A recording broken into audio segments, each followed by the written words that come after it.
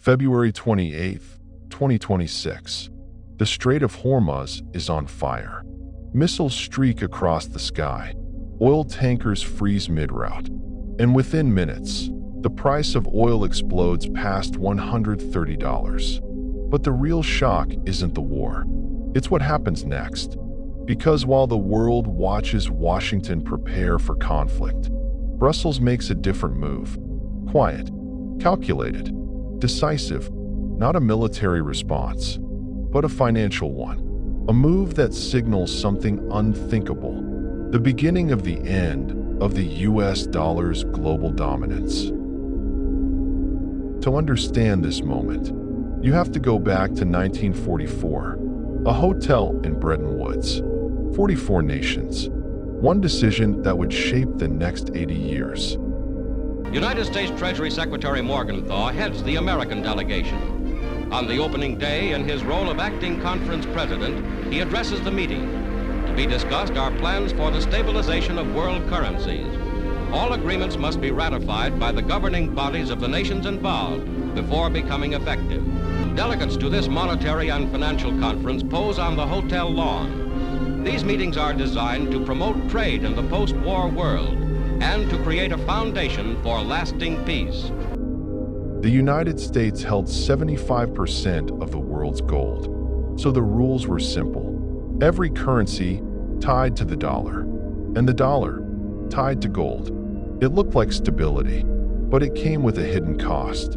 Because this system gave America something no empire had ever had before, the ability to print the world's money without producing the world's goods. Europe noticed.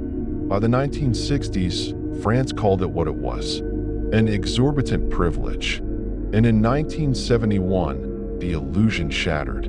President Nixon cuts the dollar's link to gold overnight. No warning, no negotiation. The world is left holding paper. And Europe learns its first lesson. Dependence on the dollar is a vulnerability. Fast forward to 1999, the euro is born.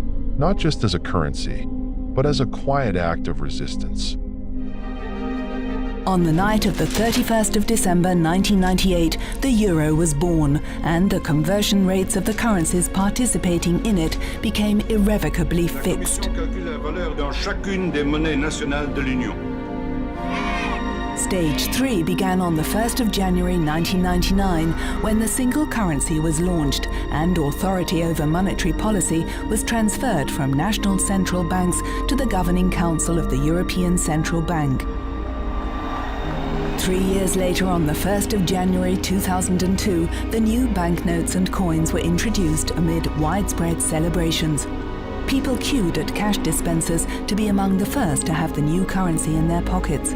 For 3 years, the euro had been the official currency for banks, businesses, and the financial markets. But now it belonged to everyone.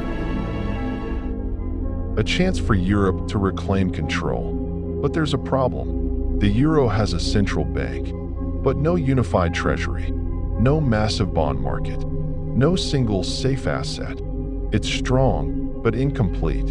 And that weakness is exposed in 2018. When the US exits the Iran nuclear deal and threatens sanctions, European companies face a choice: trade with Iran or lose access to the dollar system. They choose the dollar. Europe tries to fight back with a workaround, INSTEX. It fails, not because the idea was bad, but because the system was still controlled by Washington. That failure changes everything, because Europe realizes you can't bypass the system. You have to replace it. Then comes 2026. War in the Middle East. Oil surges. Gas prices spike 70% across Europe. Inflation jumps. Growth slows. And suddenly, Europe is paying the price for a crisis it doesn't control. This is the moment the strategy shifts. No more slow reforms. No more symbolic resistance. Now, it's about survival. Brussels stops reacting and starts building. a new financial architecture. At the center of this shift, a radical idea, a 5 trillion euros unified European bond market. Not fragmented national debts, but one massive, liquid, sovereign-backed asset, a direct rival to U.S. treasuries, backed not by promises, but by real revenue, VAT receipts across Europe. For decades, Germany resisted this. Now, even Germany starts to bend, because the stakes are clear.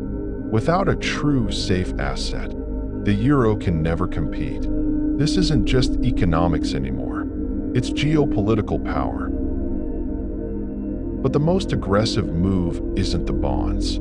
It's the infrastructure, the plumbing of global finance. Let's get ready for a digital euro. We will still have our banknotes and coins, but a digital euro would mean more choice at our fingertips, offering the highest privacy standards and making it accessible to everyone across the euro area. A digital euro would also strengthen Europe's autonomy in the digital world, making our payments sector more resilient. It could become a reality. Let's embrace the digital era with a digital euro. Right now, most European payments depend on systems tied to the US. Visa, MasterCard, SWIFT, which means, in theory, Washington holds a kill switch over European transactions. So Europe builds its own system. The digital euro, a currency issued directly by the European Central Bank, integrated with a new payment network, Wero, independent, sovereign, untouchable. By May 2026, legislation moves forward, and with it, a new reality. Europe no longer needs permission to transact. By April 2026, the shift is undeniable. The dollar still dominates, but it is no longer alone. For the first time in modern history, there are two financial poles, Washington and Brussels, two systems, two currencies, two competing visions of global power. The exorbitant privilege isn't gone, but it's no longer uncontested. The rebellion is complete. This isn't just history unfolding. It's happening in real time. The 2026 energy crisis proved something critical. Globalization without sovereignty creates fragility. Europe's response: strategic autonomy, unified debt, independent payment rails, is not theory anymore. It's policy. And it's already reshaping how power works in the world. Because the next crisis, whether energy, sanctions, or war, won't just be fought with weapons. It will be fought with currencies. And whoever controls the system, controls the outcome. For 80 years, the global economy ran on a single foundation: trust in the US dollar. Now, that foundation is splitting, not collapsing, but dividing into a new bipolar financial order, more competitive, more fragmented, and far more unpredictable. The question is no longer, will the dollar fall? But rather, how many systems will replace it? And what happens when the world can choose between them? If this opened your eyes to how power really works behind the scenes, then you're already ahead of most of the world. Because the biggest shifts don't happen on battlefields. They happen in systems no one is watching. Comment below. Is this the end of dollar dominance, or just the beginning of a bigger conflict? Like the video if you want more deep geopolitical breakdowns like this.